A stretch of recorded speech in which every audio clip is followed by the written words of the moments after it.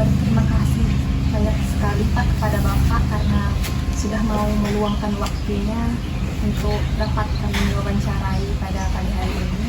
Sebelumnya Pak, perkenalkan saya Rahma yang sebelumnya di hari kemarin sudah menghubungi Bapak di hari-hari Minggu itu. Terima kasih juga karena sudah mau meluangkan waktu Bapak untuk membantu kami menunaikan tugas mata kuliah ini. Nah, di samping ini Pak, namanya Eva, kalau yang di ujung itu Anitya. Jadi Pak, langsung saja kami mau tanya-tanya mengenai tentang hidroponik yang usaha ini sudah dijalankan dengan Bapak selama ini. Nah, pertama-tama tuh Pak, saya mau bertanya tuh, mungkin Bapak bisa ceritakan sedikit tentang profil usaha hidroponik ini, kayak nama usahanya, terus lokasinya, terus kayak sejak kapan dia berdiri. Baik, terima kasih ya. Dari Fakultas Sains UIN Jambi ya, telah datang ke tempat kebun kami ini, GH Hidroponik, Anugerah Hidroponik ya, Anugerah Hidroponik namanya. Jadi Anugerah Hidroponik ini beralamat di Jalan Asparagus, RT 5 nomor 107, Kelurahan Bliung, Kecamatan Alam Barajo. Ini sudah lama ya, saya membuat kebun hidroponik ini di tahun 2018.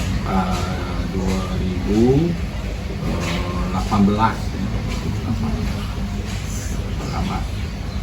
Jadi dulu kan saya pegawai negeri kan, kemudian sebelum pensiun saya udah siap-siap untuk menyiapkan kegiatan. Salah satunya inilah hidroponik. Alhamdulillah sampai hari ini berjalan cukup lumayan ya. Kalau yang mendorong Bapak atau menginspirasi Bapak nih Pak untuk memulai usaha hidroponik ini tuh apa Pak? Yang pertama, saya melihat hidroponik ini dia tidak butuh tenaga yang terlalu kuat ya, terlalu besar gitu. Kemudian bisa dilaksanakan tuh dengan santai ya, sesuai dengan kondisi orang pensiun gitu. Jadi tidak membutuhkan pemeliharaan yang terlalu berat ya. Misalnya kalau di konvensional kan harus dicangkul, dirawat, kemudian kalau hujan kan banjir mati kalau di tanaman konvensional. Kemudian kalau hidroponik ini tidak terpaku atau tidak pengaruh dengan musim, mau hujan mau musim kering panas aja nggak masalah. Yang penting airnya ngalir aja gitu. Nah, itu yang motivasi saya dan cocok memang untuk orang-orang pensiun. Dan yang lebih mendorong saya lagi karena gini, sayurannya tuh benar-benar sehat dan hasilnya juga luar biasa, kualitasnya bagus dan harganya lebih mahal daripada sayur konvensional. Kalau selanjutnya tuh Pak, kalau Bapak sendiri itu apakah Bapak ada latar belakang pendidikan sebelumnya sehingga Bapak ada kepikiran untuk membangun usaha ini, atau misalnya dari mana gitu?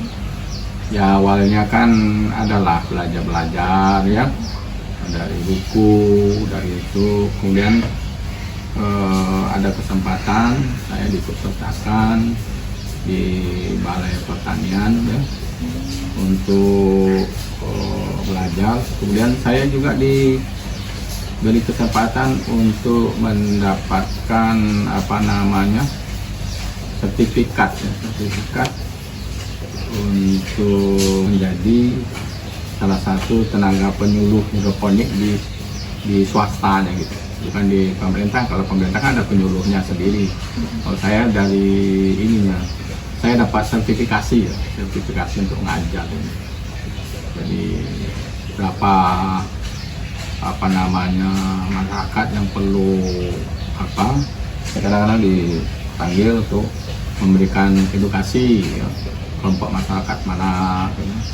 Kemudian orang-orang yang mau pensiun gitu, diundang untuk memberikan edukasi. Kemudian juga anak-anak yang mau magang ya, anak-anak yang mau KKN gitu. Nah, dan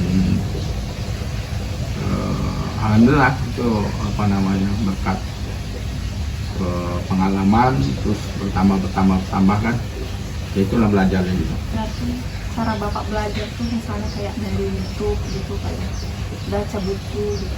Ya kalau dulu kan YouTube belum begitu ya, masih baca-baca buku kalau bisa belajar. Alhamdulillah kemudian kan ada YouTube dipermudah. Kemudian saya belajar betul di dinas apa pertanian ya, balai pertanian. Baik, selanjutnya Pak, mungkin bisa tolong dijelaskan bagaimana kalau untuk alur produksi dari hidroponik ini sendiri, mulai kayak proses persiapan bibitnya contohnya sampai ke panen itu gimana? Ya awalnya kan kalau ini panjang ceritanya, tapi kalau diceritakan nggak habis-habis ya. Pertama tentu kita siapkan alat-alat ya, bahan ya. Alat-alatnya itu seperti rock wool, kemudian apa namanya netpot ya, kemudian gergaji besi itu untuk motong kan, kemudian nutrisi, kemudian air kan. Nah nutrisinya itu disebut AB-mix namanya, kemudian airnya untuk mencampur ke nutrisi, kemudian kan alat-alatnya ada pH meter kan.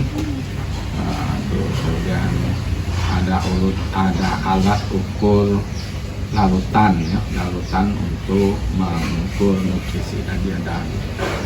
Nah setelah siap itu ya kita potonglah rock wool tadi menjadi seperti dadu gitu kan, dadu apa namanya 32 dadu, kemudian kita basahi. Kemudian kalau diceritani kan repot nih, jadi kita lubangi, kita isi dengan apa yang mau kita tanam, misalnya selada kita masukkan, kemudian kita simpan di tempat yang gelap 2 hari 3 hari, baru kita ambil, kemudian kita tempatkan di tempat permajaan. Nah, tinggal nunggu kita tiap hari kita cek ya pH-nya, kemudian kelarutannya ya. Nah, ini cek kalau pH yang bagus ini Pak untuk biasalah kalau kan ada di netral 6 sampai 7 gitu kan.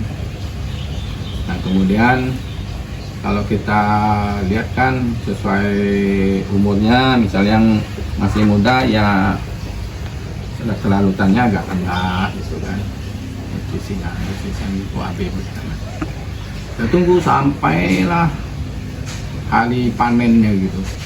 Selanjutnya Pak, kalau untuk sumber bahan bakunya kayak bibit, kayak nutrisi yang Bapak bilang tadi, dan media tanam yang diperoleh itu tuh dari mana Pak sumbernya?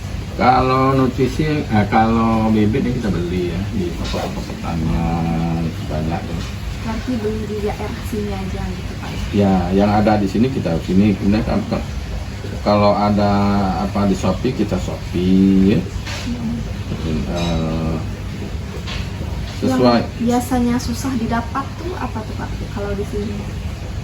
Kalau susah itu kadang-kadang bibit ya, bibit susah. Karena apalagi bibitnya tuh kita ini kan bibit yang bagus gitu. Yang F1 kita cari.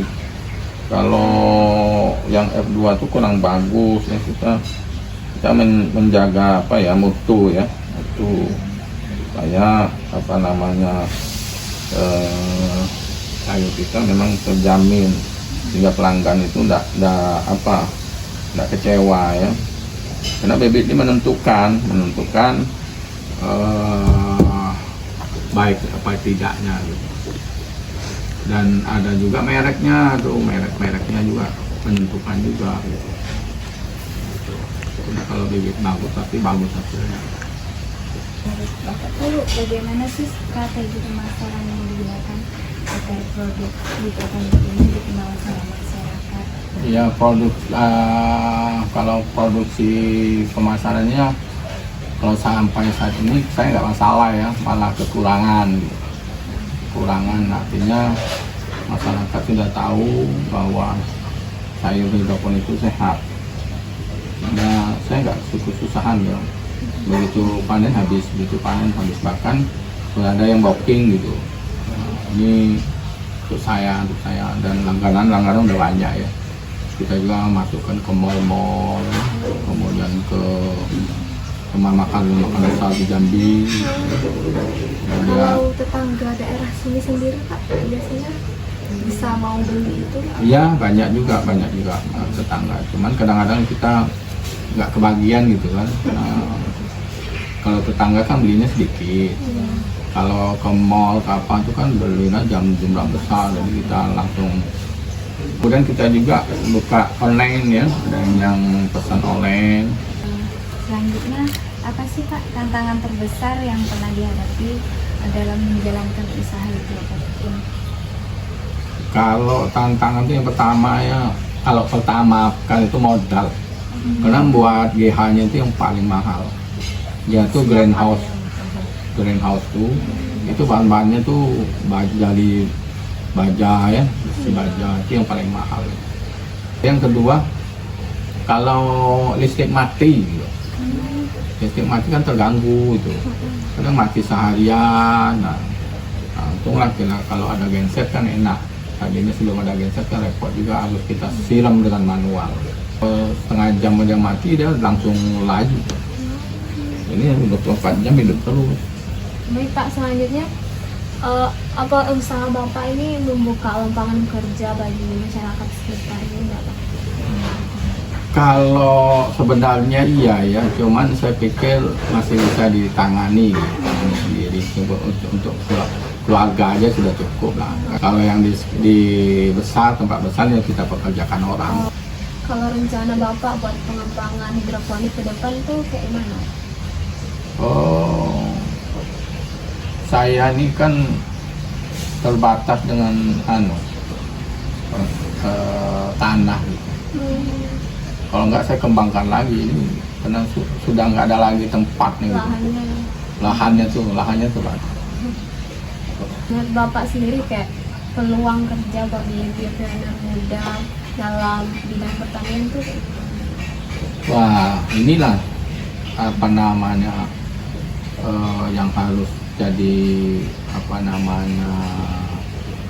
pemikiran ataupun pola pikir anak-anak muda ya. Anak-anak muda pengennya tuh kerjanya ke kantor ya, padahal kalau benar-benar usaha pertanian seperti ini luar biasa, sangat menjanjikan.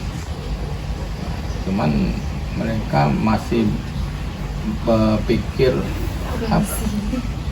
kayaknya orang dibilang petani itu rendah gitu. Nah itu harus dirubah pemikiran seperti itu. Ya ini kalau dikelola dengan baik luar biasa ya, anak-anak muda yang masih energi dikelola secara proporsional ya, luar biasa. Untungnya tuh lagi ya, cuman mereka kalau dibilang petani itu merasa rendah gitu, padahal cuannya luar biasa. Demikianlah saja Pak yang ingin kami tanyakan kepada Bapak. Kami ucapkan sekali lagi terima kasih atas waktunya karena Bapak bersedia untuk kami wawancarai. Ya. Kami akhiri. Assalamualaikum warahmatullahi wabarakatuh. Waalaikumsalam.